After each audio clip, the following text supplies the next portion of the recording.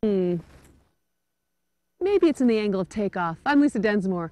I'm trying to figure out how features in a park are designed so you can go big and still go home at the end of the day. Let's find out how you really design a terrain park.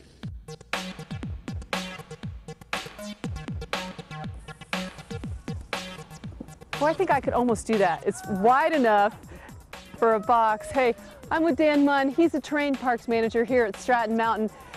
Dan, when you look at a blank slope and there's nothing on it, how can you tell whether a terrain park would work or not there? Basically, we try and figure out the pitch that's under the snow. In the fall, we come up and look at the pitch and where the snow is going to lay. It also depends a lot on, where the way they make the snow. Is it beginner, intermediate, advanced? Does that sort of match the terrain as well? You'd put an advanced or expert pipe or park where there's an expert slope, or not really? Depends. Mostly we can shape whatever we want out of the snow, but a lot of times when we do look at pitch, we want something with less of a grade for more of a beginner terrain park, versus this trail has a little bit more pitch than our beginner terrain park, so we put an intermediate park here. Most of the time in a beginner terrain park, the features, at least the rails, are all ride-on, so there's no gap or space to get onto the rail.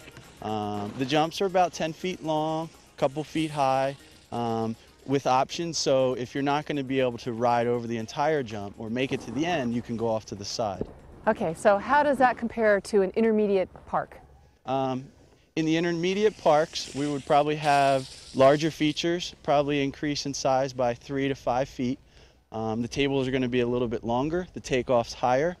We still kind of stay with the ride-on philosophy, where it's easy to get on, not much consequence if you can't get on the rail.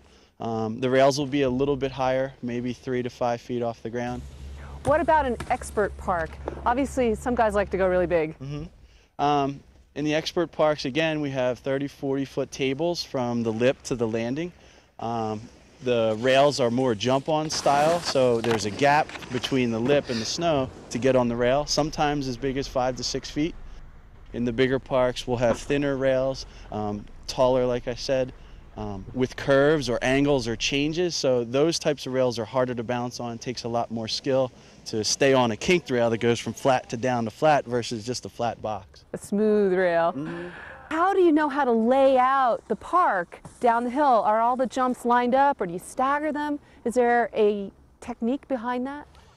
Basically, we just get the feel for it and ride it until it feels good.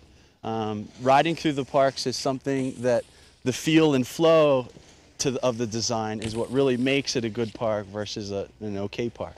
So when you look at something like this jump here, there's a pretty steep angle coming up. How do you set that angle so people actually land it correctly instead of getting launched into outer space? There's a part of the takeoff called the compression zone, and it's where the most curve is. On this jump, you can see it's a little bit down farther. That's what's going to shoot you up and through. It's nicer to have a compression zone farther back from the lip so that you're not being thrown off balance all the way up to the lip just before you enter the air. It's much nicer back in that area. Now, if you look down at the landing below us as well, the landings are always pretty steep. Is that also on purpose? Yes. Yeah. It's much easier to land on a steeper surface and ride away, because that channels your momentum away from the feature. Anything that's flat and you land on, it's going to take a lot of abuse on your body. It's going to hurt your knees, and riders that land on flats all day aren't going to feel good. Hey, so let's see how this one feels. Oh, that looked good.